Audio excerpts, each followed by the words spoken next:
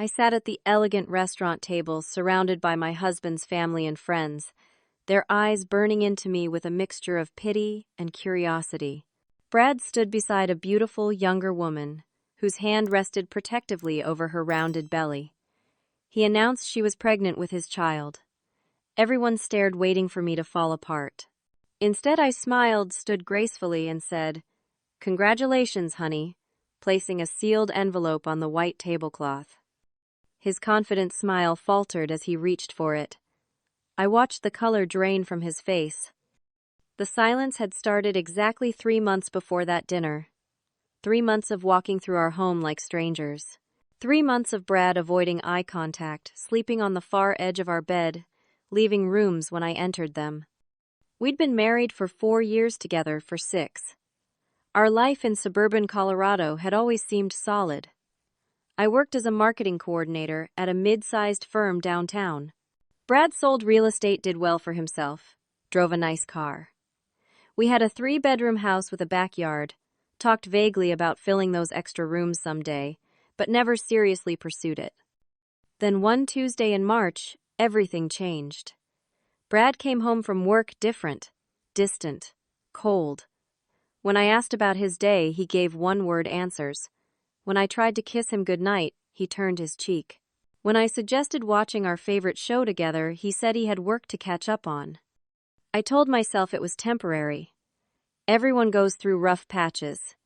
Maybe he was stressed about a difficult client, or a deal falling through. Real estate could be unpredictable. But one day became 1 week.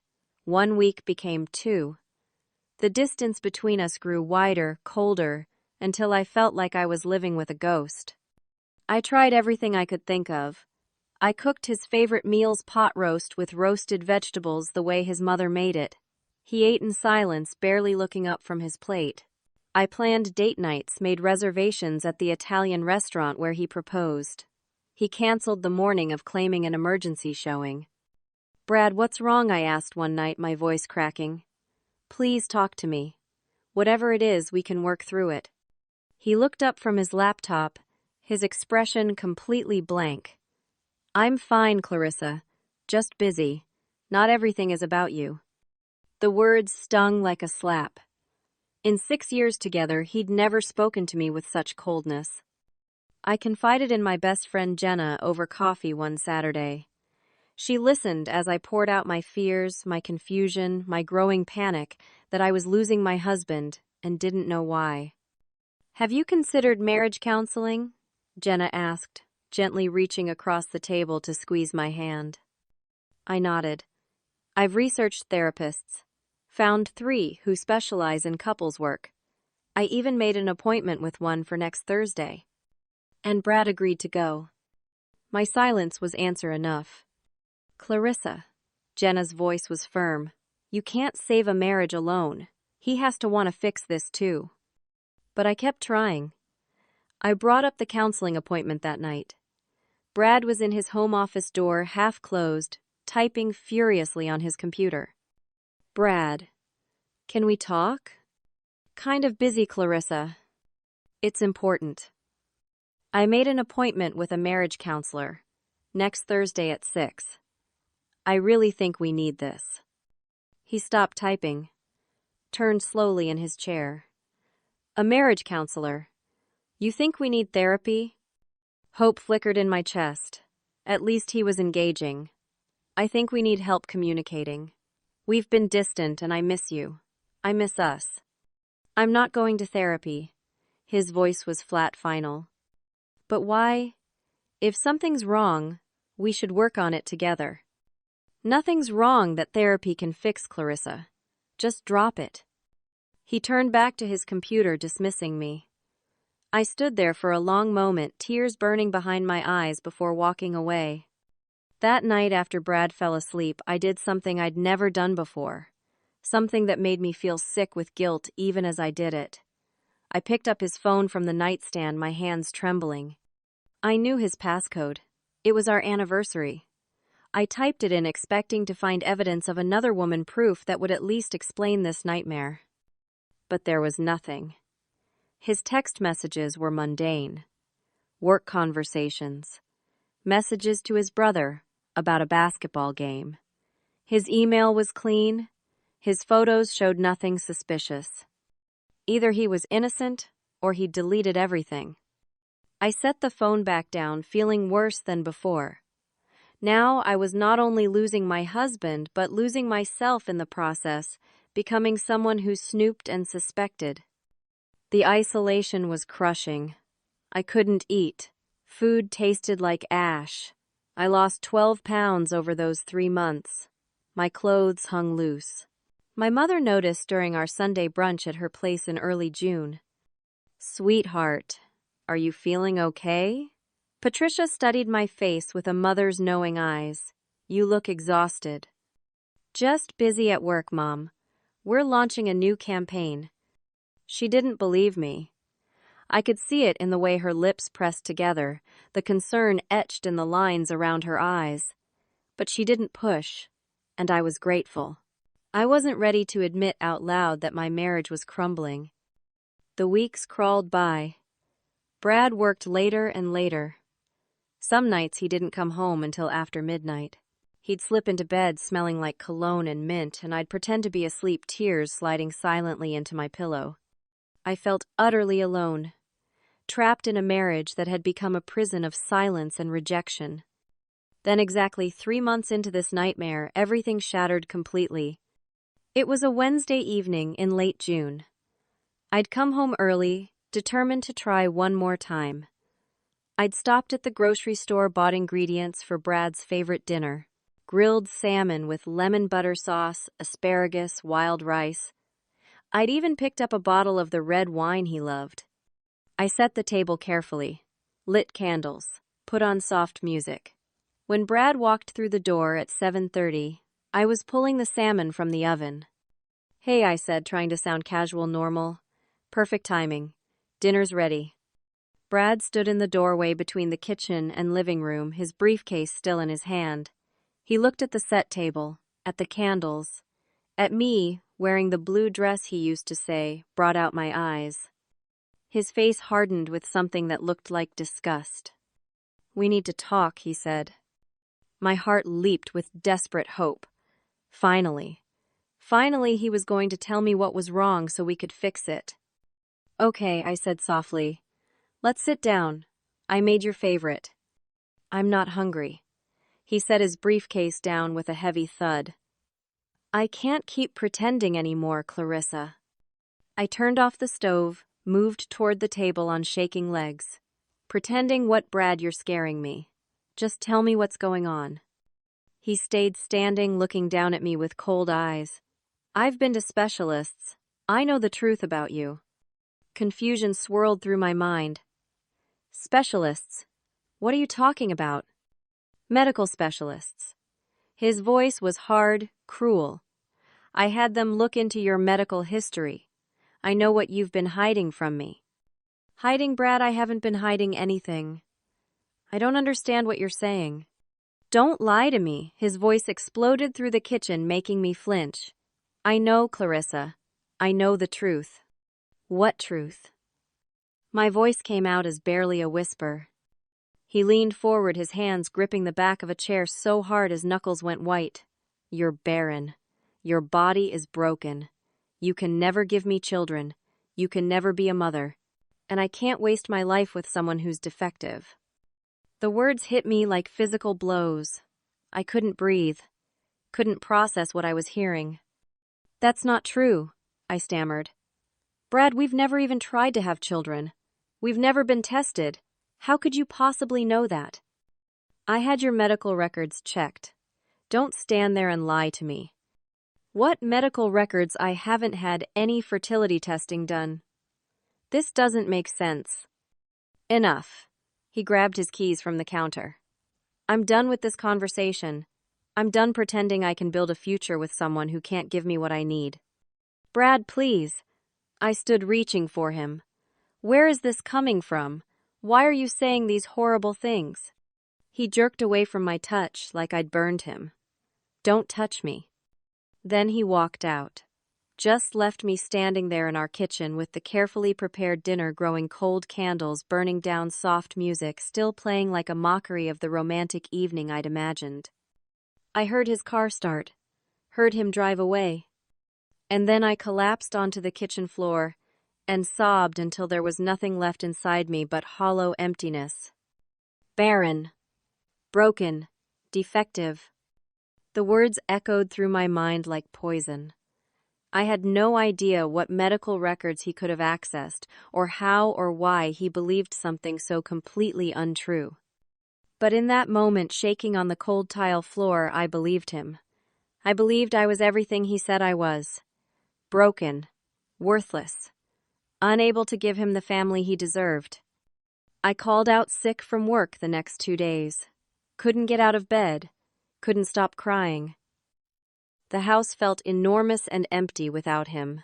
He didn't come home that night, or the next.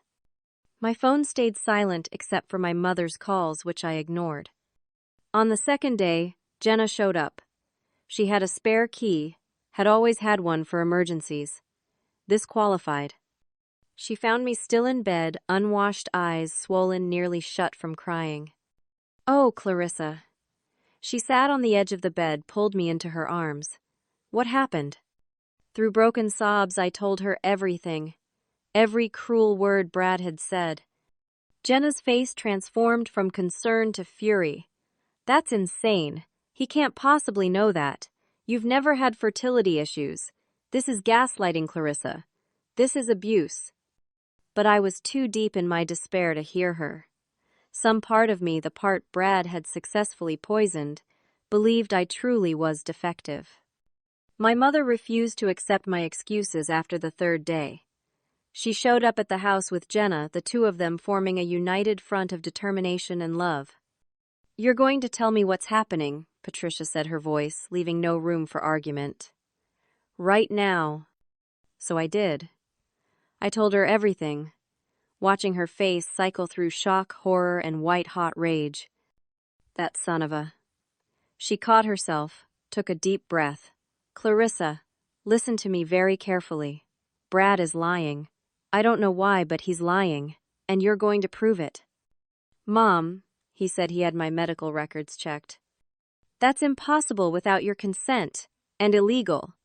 Patricia pulled out her phone. "You're calling your doctor right now. You're getting tested. You're going to get the truth, so you can throw it in his lying face." Jenna nodded vigorously. "Your mom's right. Don't let him make you believe something that isn't true." With shaking hands, I called my gynecologist's office. Dr. Susan Hart had been my doctor for 8 years. Her receptionist fit me in for an appointment 3 days later, marking it as urgent. Those 3 days were agony. I spiraled between hope and despair. I researched infertility, obsessively reading medical articles until my eyes burned, convincing myself that Brad must be right, that somehow my body had betrayed me without my knowledge. Jenna practically moved in, refusing to let me wallow alone. She made me eat, made me shower, made me go on walks around the neighborhood, even when I wanted to hide from the world. Brad still hadn't come home. His texts were brief and cold when I tried to reach him. "Where are you staying?" I'd asked. "Friend's place. Need space." "Can we please talk about this?" "Nothing to talk about. I've made my decision." What decision? I wanted to scream, but I was too afraid of the answer. The morning of my doctor's appointment, I woke early, my stomach churning with anxiety. I drove to the clinic in a daze, my hands gripping the steering wheel so tightly they ached. Dr. Hart's office was familiar, comfortable. Soft blue walls, peaceful landscape paintings, classical music playing quietly, but nothing could calm the terror racing through my veins. Dr. Hart was in her late 50s, kind-faced with silver-streaked hair. She greeted me warmly, then her expression shifted to concern when she saw my face. "Clarissa, what's wrong?" The receptionist said this was urgent. I tried to explain without crying. Failed. The words tumbled out between sobs. Dr. Hart listened patiently, then her jaw tightened with professional anger. First of all, no one could have accessed your medical records without your written consent. That's a HIPAA violation. Second, you've never had any fertility testing done here, so there's nothing in your records suggesting infertility. But let's get you tested right now so you have concrete proof. The examination was thorough. Blood work, hormone panels, a pelvic ultrasound. Dr. Hart moved efficiently, explaining each step, her calm professionalism slowly bringing me back from the edge of panic. "Come back in 2 days for the results," she said. "But Clarissa, nothing I'm seeing suggests any problems. Try not to worry." Easy for her to say. Those 2 days stretched endlessly. I went to work, moved through my tasks like a robot, came home to an empty house that no longer felt like mine. Brad texted once. "Staying at friend's place indefinitely. Don't wait up." I stared at the message, something cold and hard forming in my chest alongside the pain. He wasn't even pretending to care anymore. The morning I went back for my results, Patricia insisted on coming with me. We sat together in the waiting room, her hand clasped firmly around mine. When Dr. Hart called me back, I stood on trembling legs. Inside her office, Dr. Hart smiled. Actually, smiled. "Clarissa, I have your results." I braced for the worst. "You're not infertile. In fact, you're pregnant." The room tilted. I heard the words, but they didn't make sense. "What?" "You're pregnant. 7 weeks along. Healthy embryo, strong heartbeat. Everything looks absolutely perfect." "I can't be. Brad said I was barren. He said I could never." And then it hit me. The full weight of Brad's cruelty. He'd told me I was barren while I was carrying his child. He'd destroyed me with lies while our baby grew inside me. I burst into tears, but this time they were different. Relief, joy, fury, heartbreak, all mixed together. Dr. Hart came around her desk, placed a gentle hand on my shoulder. "Clarissa, your husband lied to you. Deliberately and cruelly. No one diagnosed you with infertility because you don't have infertility. And no one could have accessed records claiming otherwise because those records don't exist." "Why would he do this?" I whispered. "I don't know, but you need to think very carefully about what this means for your marriage." She printed out the ultrasound image. I stared at the tiny blob on the glossy paper, overwhelmed. A baby. My baby. Our baby. I had to tell Brad immediately. This changed everything. All his cruel words, all the distance it was based on a lie he'd created. When he learned I was pregnant, when he saw proof that I wasn't broken, surely he'd come home. Surely we could fix this. I left the office, clutching the ultrasound like a lifeline. Patricia hugged me fiercely in the parking lot. "I'm so happy for you, sweetheart. But I'm furious with Brad. He needs to explain himself." "I know, Mom. I'm going home to call him right now." I drove home on autopilot, my mind racing with everything I wanted to say. I'd show him the ultrasound, watch his face transform from coldness to joy. He'd apologize for his cruelty. We'd hold each other and start planning for the baby. But when I pulled into our driveway, Brad's car wasn't there. I went inside, calling his name anyway, hoping maybe he'd parked in the garage. Silence. Then I saw it. A note on the kitchen counter, his handwriting sharp and angular. "Staying at a friend's place. Need time to think about our future. Don't wait up." Our future. Like it was something he got to decide alone.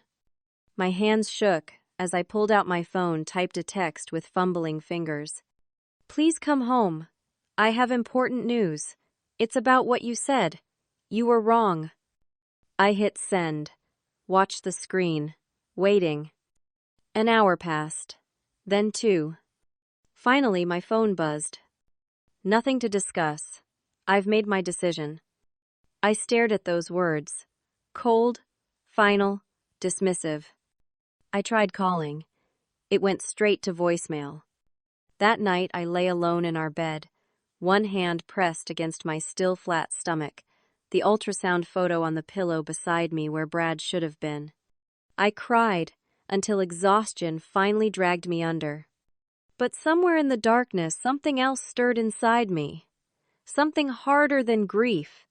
Something that tasted like anger. Brad had called me barren, had destroyed my self-worth, had abandoned me. And now I was carrying his child, and he didn't even care enough to listen. The next morning I woke up different. The pain was still there, but it was wrapped in something new. Determination. If Brad wouldn't talk to me, fine. I'd find out the truth myself. Brad stayed away for 4 more days. 4 days of unanswered calls and one-word text responses. 4 days of me trying to hold myself together while hormones and heartbreak waged war inside my body. My mother wanted me to hire a private investigator. If he's lying about your fertility, what else is he lying about? She argued over dinner at her place. But I resisted. Some foolish, desperate part of me still wanted to believe this was all a terrible misunderstanding. On the 5th day, I couldn't take it anymore. I needed to see him face to face, needed to make him listen. I dressed carefully that morning. Navy slacks, cream blouse, minimal makeup to hide the shadows under my eyes. I tucked the ultrasound photo into my purse, my proof, my trump card. Brad's real estate office was downtown, a sleek glass building housing several firms. I'd been there dozens of times over the years, bringing him lunch or meeting him for dinner dates. I parked 2 blocks away, my heart pounding. I practiced my speech as I walked. Brad, I need to talk to you. I'm pregnant. You were wrong about everything. Please let's go somewhere and figure this out. The summer heat made the sidewalks shimmer. I was half a block from his building when I saw them. Brad. Walking out of the glass doors, his arm wrapped around a young woman. I stopped walking. People flowed around me, annoyed at the obstacle, but I couldn't move. She was beautiful. Mid-20s, long dark hair, wearing a fitted red dress that showed off her figure. She laughed at something Brad said, leaning into him with easy familiarity. They walked toward the parking garage. Brad's hand slipped down to the small of her back, intimate and possessive. Then, right there on the sidewalk, he kissed her. Not a friendly peck. A real kiss, deep and passionate, his hand cupping her face. My legs went numb. My vision tunneled. The world reduced to that single image of my husband kissing another woman. They broke apart. She smiled up at him. He opened the passenger door of his car, for her ever, the gentleman. She slid inside. He closed the door, walked around, got in the driver's seat. I watched them drive away. I don't remember walking back to my car. Don't remember driving home. I was on autopilot, my mind blank with shock. It was only when I was sitting in our driveway, hands still gripping the wheel, that the full weight crashed down on me. He'd been cheating. All this time. The distance, the coldness, the cruel lies about my fertility. He'd been preparing to leave me for her. I went inside. Walked straight to Brad's home office, a space I'd always respected as his private domain. Not anymore. I started with his desk drawers. Found credit card statements he'd been hiding. Expensive restaurants I'd never been to. Hotels. Jewelry purchases. All within the last 4 months. My hands shook as I rifled through more papers. Found cards tucked in the back of a drawer. Romantic, sickeningly sweet. You make me feel alive again. Forever yours, A. A. The woman's name started with A. I turned to his file cabinet. More statements, receipts, evidence of a double life, carefully hidden. Then I found something that made my blood run cold. A lease agreement for an apartment across town. Brad's signature at the bottom. Dated 2 months ago. He'd rented a separate apartment. A love nest. While I'd been home alone, crying myself to sleep, wondering what was wrong with me. My phone rang. Jenna? I answered, my voice hollow. Clarissa, what's wrong? I saw him. With her. He was kissing her, Jenna. There's someone else. I'm coming over. Right now. Don't move. She arrived within 20 minutes, let herself in with her key. Found me sitting on the floor of Brad's office, surrounded by evidence of his betrayal. "Oh, honey." She knelt beside me, pulled me against her shoulder. I couldn't cry anymore. I was empty, hollowed out. "Help me look," I whispered. "I need to know everything." Jenna nodded. Together we systematically went through every file, every drawer, every hidden space. She found the jewelry store receipt, an engagement ring, purchased 5 weeks ago, $2,700. "He's planning to propose to her," I said numbly. "That's not even legally possible. You're still married." "For now." While I was in the bathroom, splashing cold water on my face, trying not to throw up from stress and morning sickness, Jenna called out, "Clarissa, you need to see this." I came back to find her sitting at Brad's desk, his laptop open in front of her. "The password was your anniversary," she said, her voice tight with anger. "And look what I found." Emails. Hundreds of them. Between Brad and someone named Amber. Amber. I sat down beside Jenna, started scrolling. My stomach churned. The emails were explicit, detailed plans for their future together, expressions of love that should have been mine. But what made me feel physically ill was this: Amber worked at my company, not in my department, but in the building next door. Marketing like me, but in the digital division. "Wait," I whispered, my mind racing back. 6 months ago, the company mixer. I'd helped organize it, had personally greeted people as they arrived. There'd been a new hire that night, young, enthusiastic. We'd chatted briefly. I'd introduced her to several people, including Brad, who'd come as my +1. I introduced them, I said, the realization hitting like a punch. "Oh God, Jenna," I introduced them. "This is not your fault." But it felt like my fault. Everything felt like my fault. I kept reading. Brad had told Amber that I was cold, distant, refused to have children, that I was infertile and couldn't conceive even if I wanted to, that our marriage was essentially over, just waiting for the paperwork. All lies. Then I found the most recent email, 3 days old. "Can't wait to tell my family about you and the baby at the dinner Saturday. Finally getting everything I deserve. Getting rid of C is taking longer than expected. She's so pathetic, clinging to a dead marriage. But once everyone sees you pregnant with my child, she'll have to accept it's over." The baby. Amber was pregnant. My hand went unconsciously to my own stomach, where my baby, Brad's baby, was growing. "Saturday," Jenna said, checking her phone. "That's in 4 days." I scrolled further, found more details. Brad was planning a family dinner at the Pinnacle, the most expensive restaurant in Denver. He'd invited his parents, his siblings, and he was bringing Amber, his pregnant mistress, to publicly claim her and humiliate me. But there was more. In an email from 6 weeks ago, Brad had written, "Telling Clarissa she's infertile was genius. She completely believed it. She's so broken down now, the divorce will be easy. And my family will understand why I had to leave. Who wants to stay with someone who can't give you children?" He deliberately, calculatingly destroyed me, used my greatest fear against me, and it had all been lies to make leaving me easier. The grief I'd felt crystallized into something sharper, colder. Rage. I'm printing everything Jenna said already, hitting the print button. Every single email. I stood, my mind suddenly clear. "Call Donald Pierce, the divorce lawyer your brother used. I need an appointment today if possible. You're going to fight back. I'm going to destroy him." We spent the next 2 hours methodically documenting everything. Every receipt, every email, every piece of evidence. I photographed everything with my phone, uploaded it to a secure cloud drive, printed hard copies.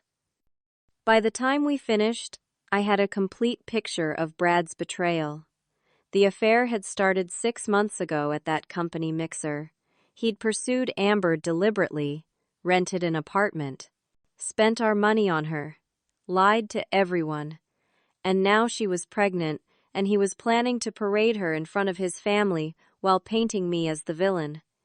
Donald Pierce agreed to see me that afternoon. His office was in a high-rise downtown, all dark wood and leather furniture. He was in his 60s, silver-haired, sharp-eyed. He listened to my story without interrupting, examined the evidence I'd brought. When I finished, he leaned back in his chair. "You've done excellent work documenting this. Colorado is an equitable distribution state, which means marital assets are divided fairly, not necessarily equally. Given that your husband used marital funds for his affair, you have grounds to request more than half." "I don't care about the money," I said. My voice was steady, now clear. "I want him to face consequences. I want the truth to come out." "The truth will come out in court. But, Clarissa, there's something else we need to address. You said you're pregnant." I nodded, pulled out the ultrasound photo I'd been carrying like a talisman. "Brad told you that you were infertile, then had an affair while you were actually pregnant with his child. That's not just cruel. It's psychological abuse. We'll use that. There's a dinner in 4 days. He's bringing his pregnant girlfriend to meet his family. They've invited me, not knowing what he's planning." Donald raised an eyebrow. "Are you planning to attend?" "Yes. And I want to bring something with me." We spent the next hour planning my counterattack. Over the next 3 days, I moved through my preparations with calm, methodical precision. The grief was still there, buried deep, but it was overshadowed by cold determination. Donald worked quickly.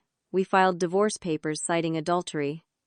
I requested a full fertility panel from Dr. Hart, not just the pregnancy confirmation. She expedited it, understanding the urgency. 2 days later, I had a comprehensive report. Dr. Susan Hart had written a detailed notarized letter stating that I was completely fertile, currently 8 weeks pregnant with a healthy embryo, and had never shown any signs of infertility. She'd also included a pointed paragraph noting that diagnosing infertility required extensive testing that I'd never undergone, and that no medical professional could have made such a diagnosis based on my records. It was damning proof that Brad had lied. But I wanted more. I'd spent the last 2 nights barely sleeping, my mind racing. Something about Amber's pregnancy timing bothered me. According to the emails, she'd told Brad she was pregnant 4 months ago, but some of the earlier emails suggested she'd had a boyfriend before Brad, an ex she'd mentioned a few times. I'd asked Donald to request mandatory paternity testing as part of the divorce proceedings. He'd raised his eyebrows but agreed. "That's usually reserved for cases where paternity is genuinely in question," he said. "Trust me," I'd replied. The envelope came together piece by piece. The fertility report, the pregnancy confirmation, the printed emails showing the affair, Brad's manipulation, his financial betrayal, the divorce papers already filed with the court, and the request for paternity testing with a note explaining that Amber had been involved with someone else at the time of conception. Donald sealed everything in a large manila envelope. It was thick, heavy with evidence. "Are you sure you want to do this publicly?" he'd asked. "It's going to be humiliating for him." He was planning to humiliate me publicly. Turnabout seems fair. The night before the dinner, I barely slept. My hand kept drifting to my stomach, still flat, hiding the secret growing inside. My baby. Brad's baby. A baby he'd never know about because he was too busy building a new life to care about the one he was destroying. The morning of the dinner, I took extra care with my appearance. Navy dress, elegant and simple. Pearl earrings my mother had given me. Hair in a sleek, low ponytail. Subtle makeup that made me look fresh, composed, unbroken. I looked at myself in the mirror and barely recognized the woman staring back. I looked strong, felt strong. The broken, sobbing woman from 2 weeks ago was gone. The Pinnacle sat on the 22nd floor of a downtown tower, all floor-to-ceiling windows with views of the mountains. I arrived exactly at 7, walking through the glass doors, with my head high, the envelope tucked discreetly in my purse. Brad's family was already there, seated at a large round table by the windows. His mother Helen saw me first, her face lighting up.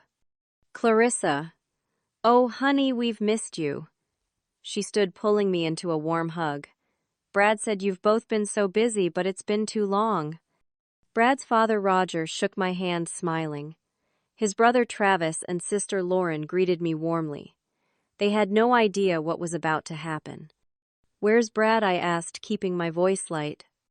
"He said to start without him," Helen said, checking her phone. "He had one more showing to finish. You know how he is with work." I knew exactly how he was with work. We made small talk. They asked about my job, my mother general pleasantries. I answered smoothly, smiled at the right moments. Inside, my heart pounded, but outwardly I was calm. At 7:20, my phone buzzed. A text from an unknown number. "This is Amber. I know you know about us. I'm sorry. But I love him and he loves me. Please don't make a scene tonight." I stared at the text. The audacity. I didn't respond. At 7:30, the restaurant's energy shifted. People at other tables turned to look. Brad walked in, Amber beside him. She was beautiful in person, even more so than from a distance, wearing a form-fitting emerald dress that accentuated her pregnancy. Her hand rested on her belly, the universal gesture of expectant mothers. Brad's arm was around her waist, possessive and proud. The table fell silent. Helen made a small sound like air being punched from her lungs. Roger stood slowly, his face reddening. Travis stared, mouth open. Lauren whispered, "What is happening?" Brad walked them to the table, his expression triumphant. He was enjoying this. The shock, the attention. "Everyone," he said, his voice carrying. "This is Amber. She's carrying my child." Helen's water glass slipped from her fingers, shattering on the floor. The crash echoed through the restaurant. Every eye in the room turned to our table, watching, waiting for the drama. All eyes landed on me. This was the moment Brad had orchestrated. Public humiliation. His infertile wife forced to watch him claim his pregnant mistress, expected to break down to scream to cause a scene that would justify his leaving. I took a slow breath, felt my baby flutter inside me, a tiny reminder of truth. Then I stood graceful and calm. "Congratulations, honey," I said, my voice clear and steady. "I'm so happy for you both." Brad's triumphant expression faltered, confusion flickering across his face.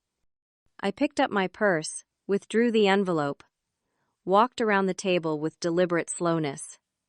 The restaurant was dead silent now, everyone watching. I placed the envelope on the white tablecloth directly in front of Brad.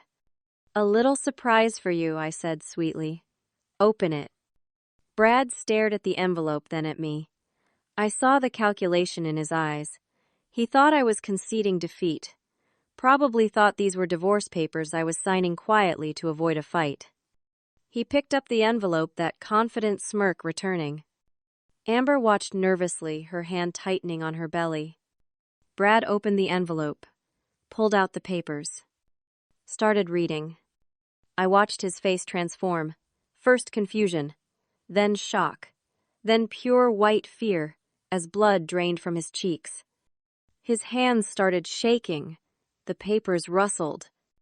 Helen leaned over. "Brad, what is it? What does it say?" He couldn't speak. His mouth opened and closed silently. I stayed, standing calm, my voice carrying through the silent restaurant. "The first page," I said, "clearly explains that I'm not infertile. Never was.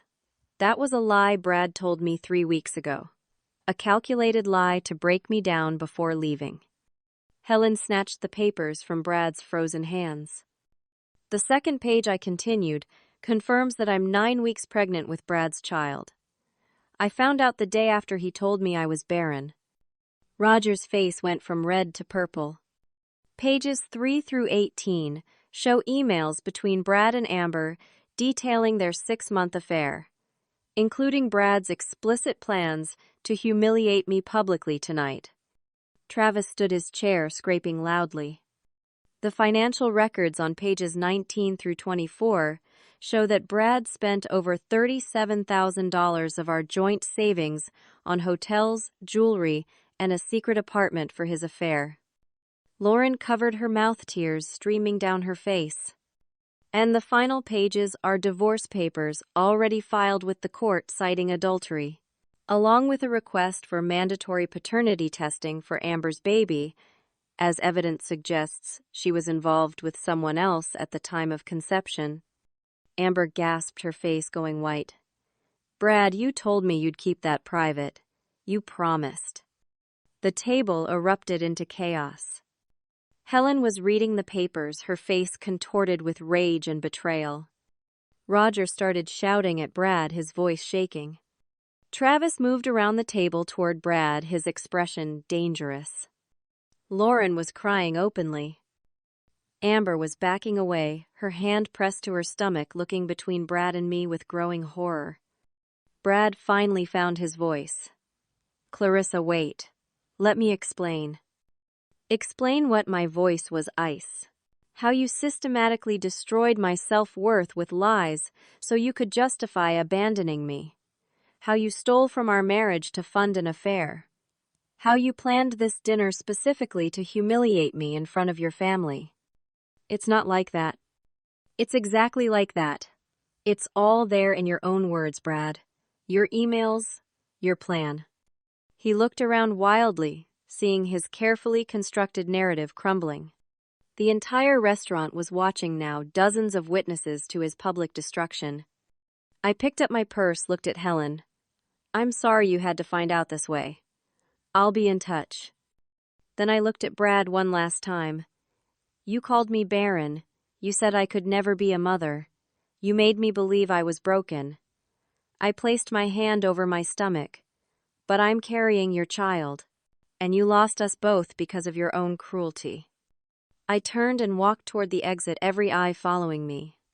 Behind me, I heard Helen's voice, cold and furious. "Get out of my sight, Brad. Right now." I walked through the restaurant, through the lobby, into the elevator. It wasn't until the doors closed that my composure cracked. My hands shook. My knees went weak. I leaned against the elevator wall, gasping for air. When I reached my car 3 blocks away, I made it inside, locked the doors, and finally let myself break down. But this time, the tears weren't just from pain. They were from relief, from catharsis, from the satisfaction of watching truth triumph over lies. I'd done it. I'd fought back. I'd won. I drove straight to my mother's house, my hands still shaking on the wheel. Patricia opened the door before I could knock, pulled me inside. "I saw your text," she said. "Tell me everything." So I did, every detail. When I finished, she opened a bottle of wine, poured herself a glass, got me sparkling water. "I'm so proud of you," she said, her voice thick with emotion. "So incredibly proud." That night I slept in my childhood bedroom, surrounded by memories of a simpler time. My phone was off, tucked away. I needed one night of peace before the storm. The storm came the next morning. 53 missed calls when I turned my phone on, texts flooding in constantly. Most were from Brad. The messages evolved as I scrolled through them, showing his descent into panic. 7:15, "Clarissa, you made a huge mistake tonight." 7:42, "My family won't even talk to me. You need to tell them the truth." 8:09, "Please answer. We need to talk." 9:37, "I'm sorry." "Okay, I'm sorry. Can we please discuss this like adults?" 11:21, "You had no right to humiliate me like that." 1:13 a.m., "Everything I did was because I love you." The last one made me actually laugh, a sharp, bitter sound. There were also messages from Helen, Roger, Travis, and Lauren, all supportive, all horrified by Brad's behavior. And one from an unknown number. "This is Amber. We need to talk." I called Donald first before responding to anyone. I saw the news, he said dryly. A friend's daughter was at the restaurant. Said it was the most dramatic thing she'd ever witnessed. Is that bad for the case? Are you kidding? It's perfect. Dozens of witnesses to his reaction, his family's reaction. It establishes the truth of the affair beyond any doubt. What happens now? Now we let him spiral. Don't respond to his calls or texts. Everything goes through me. He'll make mistakes when he's desperate. Helen called 20 minutes later. I answered. Clarissa, sweetheart. Her voice was thick with tears. I am so sorry. We had no idea. Roger and I are just devastated. You don't need to apologize, Helen. You didn't do anything wrong. That's my son. I raised him. I don't understand how he could be so cruel. Neither do I. We want you to know that you're still family to us, especially now with the baby. You're carrying our grandchild and we're not going to abandon you because of Brad's mistakes. The kindness broke through my defenses. I started crying. When Roger and I kicked Brad out of the restaurant last night, Helen continued, I told him he was no longer welcome in our home until he makes this right. I don't know if he can make it right, but he has to try. After we hung up, I sat staring at my phone. Brad's family was choosing me, standing by me. I'd expected to lose them in the divorce. Brad showed up at my mother's house that afternoon. Patricia refused to open the door. She doesn't want to see you. That's my wife. I have a right to talk to her. You lost that right when you called her Barren and had an affair. I watched from the upstairs window as Brad paced the lawn, running his hands through his hair, looking desperate and unhinged. Finally, I called the police. 2 officers arrived within 15 minutes. They spoke to Brad calmly, then escorted him to his car with a warning about harassment. Before he drove away, he looked up at the window where I stood. Even from a distance, I could see the rage in his face. That evening, his lawyer's email arrived. Donald forwarded it to me with commentary. Brad was contesting everything. Claimed the pregnancy was fabricated to trap him. Wanted the house, the savings, half my retirement account. Was refusing to pay any temporary support. He's delusional, Donald wrote. A court will laugh at this, but it shows he's willing to fight dirty. Be prepared for this to get uglier before it gets better. I had to return to work Monday. Couldn't hide forever much as I wanted to. The office buzzed with gossip. Word had spread somehow the way these things always do. People whispered, stared. My boss, Gerald, called me into his office first thing.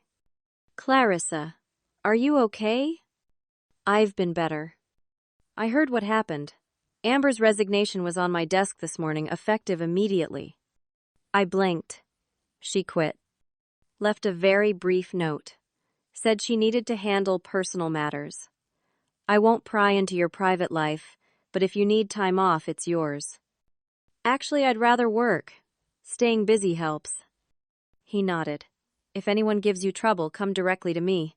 We have a zero-tolerance policy for workplace harassment. I survived the first day, then the second. The stares became less frequent. Life had to go on. Wednesday evening, 3 days after the dinner, a package arrived at my mother's house, where I was still staying. No return address, just my name in unfamiliar handwriting. Inside was a letter, from Amber. My hands shook as I unfolded it. Clarissa, I know you have no reason to listen to anything I say. I know I'm the villain in your story, but I need you to know the truth even if you hate me forever after. When I met Brad at that company event 6 months ago, he told me he was separated. That you'd grown apart, that the marriage had been over for a year, but you were still living together until the house sold. I believed him. He seemed kind, charming, genuine. We started seeing each other and I fell for him. Hard. When I got pregnant, I was scared but excited. I thought we were building a future together. I had no idea you didn't know about us. No idea he was still acting like a devoted husband at home. At the dinner when you said those things, When I saw the papers, I realized I'd been just as manipulated as you were. But there's something else you need to know. Something Brad doesn't know I'm telling you. When I confronted him after the dinner, demanded to know what else he'd lied about, he said something that made me sick. He admitted the baby might not be his. 5.5 months ago, right when I got pregnant, I'd briefly reconnected with my ex-boyfriend. I told Brad about it early on because I wanted honesty between us. Brad said it didn't matter, that he'd raise the baby as his own regardless. But now I understand why he didn't care. He was using my pregnancy as an excuse to leave you. He needed a pregnant girlfriend to make himself look like the victim, like you couldn't give him children, so he had to find someone who could. He was going to raise another man's baby just to hurt you. I've scheduled a paternity test. As soon as I get results, I'll send them to your lawyer. Brad manipulated both of us, Clarissa. I'm so sorry. I read the letter 3 times, each word sinking in deeper. Brad had known the baby might not be his, had planned to raise it anyway, just to weaponize a child against me. The cruelty went beyond anything I'd imagined. I called Donald, immediately read him the letter. "We need that paternity test," he said. "This proves fraud manipulation. The court is going to destroy him." 2 days later, Amber emailed the results directly to Donald. The baby wasn't Brad's. The ex-boyfriend was the biological father. Brad had built his entire escape plan around a lie. He'd been willing to claim another man's child to destroy his marriage, to publicly humiliate me, all for a fantasy that was never real. Donald filed amended divorce papers that afternoon. Added fraud to the list of charges. The evidence was damning, undeniable. Brad's new lawyer dropped him after seeing the paternity results. The next 2 weeks moved like a train, gathering speed, unstoppable and devastating. With the paternity results public, Brad's entire narrative collapsed. The sympathetic divorced dad image he'd tried to cultivate crumbled into ashes. But the worst was yet to come for him. Roger called me 10 days after the dinner. "Clarissa, I need to tell you something. I've been doing some digging into Brad's business." My stomach tightened. "What did you find?" "He's been stealing from his real estate firm, moving money from client escrow accounts into personal accounts. I have a friend who works there who confirmed it. They're building a case against him." I sat down heavily. "How much?" "Looks like over $200,000 over the past year." The room spun. "Oh God. Criminal charges are coming. I wanted you to know so you could protect yourself legally. Make sure none of this blows back on you." I called Donald immediately. He swore creatively, then got to work, ensuring I was legally separated from Brad's financial crimes. The following Monday, Brad's firm filed a civil lawsuit. 2 days later, the district attorney's office announced criminal charges for embezzlement and fraud. Brad faced up to 10 years in prison. His entire life was disintegrating. But he wasn't done hurting me yet. That Wednesday, he appeared at my workplace. Security hadn't been briefed, and he made it to my floor before anyone stopped him. I was at my desk when I heard the commotion. Looked up to see Brad striding through the office, wild-eyed and desperate. "Clarissa." Everyone stopped working, staring. I stood slowly, my hand instinctively going to my stomach. I was 12 weeks now, just starting to show a small bump. "Brad, you need to leave." "We need to talk, please. Just 5 minutes." "There's nothing to talk about. You need to leave now." He came closer. People backed away, nervous. Someone must have hit the emergency button because I heard security's radio crackle. "You're ruining my life," Brad said, his voice rising. "You and your vindictive lies. Tell them the truth, Clarissa. Tell them you made everything up." "I didn't make anything up. The paternity test proved you were lying about Amber's baby. The emails proved you planned to humiliate me. The financial records proved you stole from our marriage. I made mistakes, I'm sorry, but you didn't have to destroy everything." "I didn't destroy anything, Brad. You did. All I did was stop letting you destroy me." He took another step forward. I backed up, my heart racing. Gerald appeared, placing himself between us. "Sir, you need to leave immediately." Security arrived seconds later, 3 large men who surrounded Brad efficiently. "This isn't over," Brad said, as they escorted him away. "This isn't over, Clarissa." I was shaking so badly, Gerald had to help me sit down. "Go home," he said gently. "Take the rest of the week. We'll file a restraining order." The restraining order was granted within 24 hours. Brad was prohibited from coming within 500 feet of me, my mother's house, my workplace, or any location I frequented. But the incident had shaken me. Amber's warning about Brad getting dangerous echoed in my mind. Patricia insisted on a security system. We had cameras installed, motion sensors, reinforced locks. I felt like a prisoner in my own life. Helen called that weekend, her voice heavy with grief. "Roger and I have disowned him, Clarissa. Legally. We've changed our will. We're not supporting him financially or emotionally until he gets serious help. Helen, he's still your son. And you're carrying our grandchild. A baby Brad doesn't even want to acknowledge. We're choosing you." The preliminary divorce hearing was scheduled for 3 weeks out. Donald prepared me extensively. Brad's going to look terrible to the judge. Affair, lying about infertility, financial betrayal, pending criminal charges. You're getting the house significant alimony, child support once the baby's born. He's getting nothing. What about the criminal case? His lawyer is trying to negotiate a plea deal, but given the amount he stole and the pattern of fraud, he's looking at minimum 2 years in prison, possibly 5. 2 weeks before the hearing, I received a phone call from an unknown number. Against my better judgment, I answered. "Clarissa," Brad's voice, broken, desperate. "Please, I'm begging you. Drop some of the charges. I'll lose everything." "You already lost everything because of your own choices." I was confused, scared of commitment. I made terrible mistakes. "You called me Barren while I was pregnant. You gaslit me for months. You stole from our marriage. You tried to humiliate me publicly. Those aren't mistakes, Brad. That's calculated cruelty. I'll get help. Therapy. Whatever you want.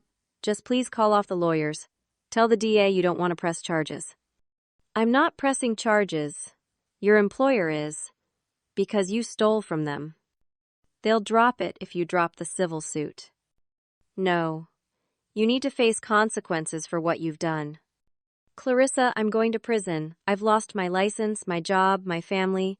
Isn't that enough?" "What would have been enough for me, Brad? When would you have stopped hurting me?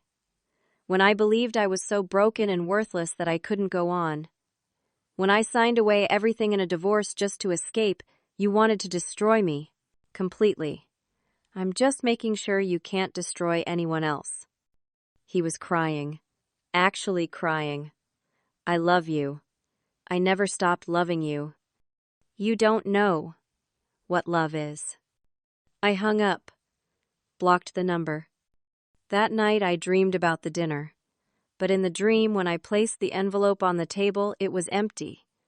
And Brad laughed while I stood there, humiliated and powerless. I woke up, gasping, my hand pressed to my stomach where the baby kicked reassuringly. "I did the right thing," I whispered into the darkness. "I did the right thing." The preliminary hearing came. I sat with Donald while Brad sat alone on the other side of the courtroom, his new public defender looking overwhelmed. The judge reviewed the evidence with an expression that grew increasingly severe.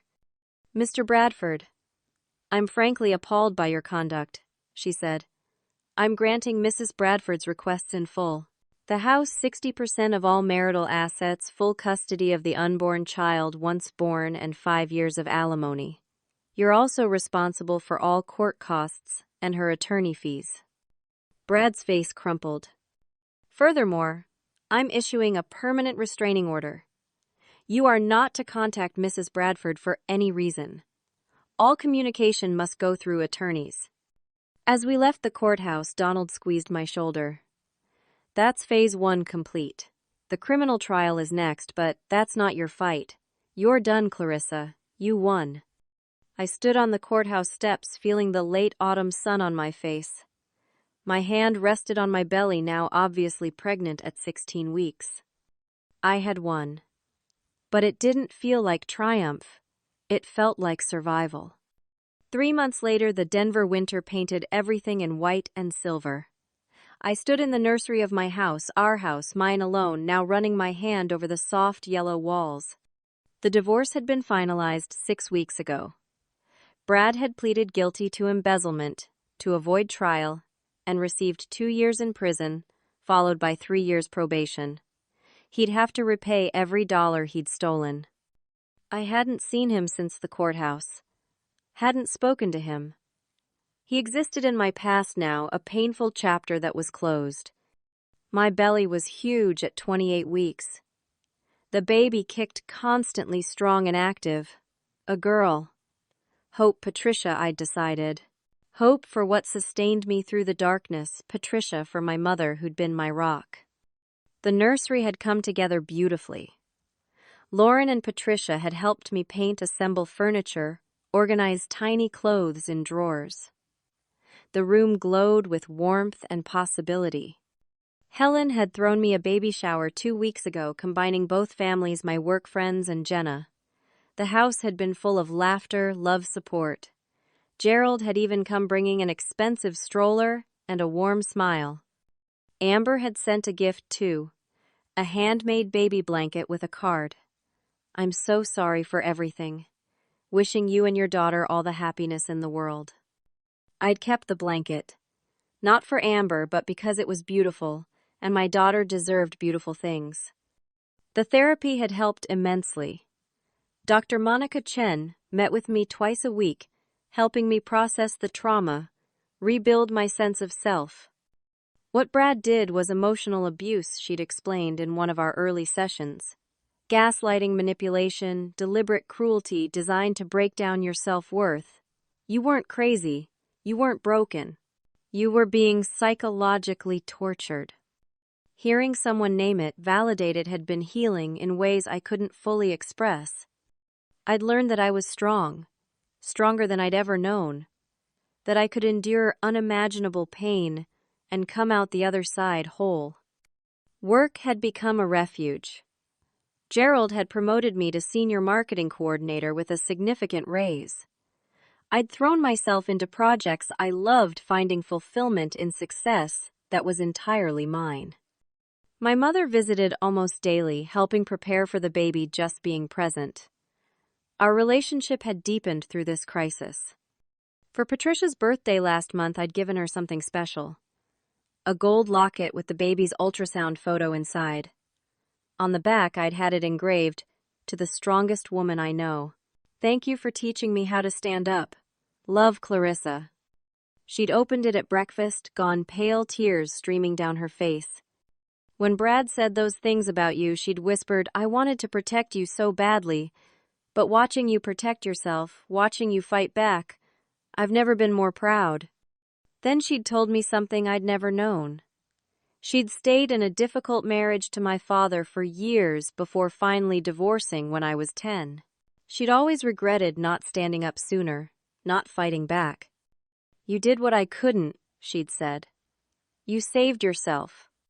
Now, standing in the nursery 6 months after that terrible dinner, I felt peace settle over me like a warm blanket. My phone buzzed. "Donald." "Clarissa, I wanted to let you know. Brad's appeal was denied. Everything's final. It's truly over now." "Thank you, Donald. How are you feeling?" "Good. Really good, actually."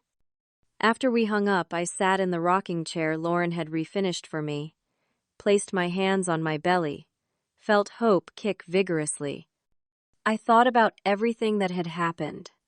The cruelty, the lies, the manipulation. Brad had tried to convince me I was barren, broken, worthless. He'd wielded words like weapons, trying to destroy me from the inside out. But his lies had led me to the truth. Being called barren had led me to discover I was pregnant.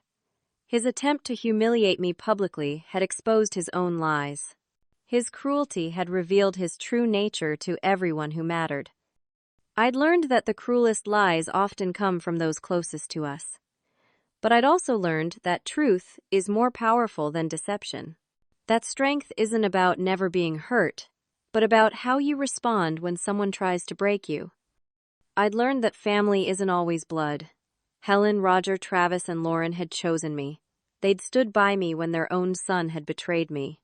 That meant more than I could say. Most importantly, I'd learned that I didn't need Brad or anyone else to validate my worth. I was enough exactly as I was, complete and whole and strong. The best revenge wasn't what I'd done to Brad at that dinner, satisfying as it was. The best revenge was this life I was building. A life filled with truth, love, support, and the unshakable knowledge of my own worth. 3 months later, on a warm April morning, Hope Patricia entered the world. 7 pounds, 4 ounces, with a full head of dark hair and lungs that worked perfectly. Helen and Patricia were both in the delivery room, one on each side, holding my hands through the contractions, celebrating with me when she finally arrived. When they placed Hope in my arms for the first time, I looked down at her perfect tiny face and whispered, "Your dad called me barren. He said I could never be a mother. But here you are, my beautiful miracle. Proof that lies don't define us. Truth always finds its way." Hope yawned, her tiny hand wrapping around my finger. I looked up at my mother and Helen, both crying happy tears. Through the hospital window, Denver sparkled under spring sunshine. Everything felt fresh, new, full of possibility. I'd walked through fire and emerged stronger. I'd been betrayed and found my power. I'd been called broken and proved I was whole. And now, holding my daughter, I knew the truth with absolute certainty. This was my triumph. This was my beginning. Brad had tried to take everything from me, my confidence, my worth, my future, but he'd failed. Because you can't destroy someone who refuses to be destroyed. I kissed Hope's forehead, breathed in her sweet newborn smell. "We're going to be okay," I told her. "More than okay. We're going to be happy." And we were. Life moved forward. Hope grew, reaching milestones that filled my heart. First smile, first laugh, first steps. Helen and Patricia were constant presences. Grandmother and great-grandmother spoiling her beautifully. I returned to work. Part-time, found a rhythm that balanced career and motherhood. Gerald was accommodating, supportive, genuinely invested in my success. Brad remained in prison. I heard updates occasionally through Helen, though I never asked. He was serving his time, learning hard lessons, or not. It didn't matter to me anymore. 18 months after that dinner, I stood in my backyard, watching Hope toddle through the grass, chasing butterflies she couldn't quite catch. Her laughter filled the air like music. Jenna sat beside me on the porch steps. "You look happy," she said. "I am happy," I realized with some surprise. Really, genuinely happy. "You deserve it. After everything you went through." I thought about that, everything I'd gone through. The pain, the betrayal, the public humiliation that I'd turned into public vindication.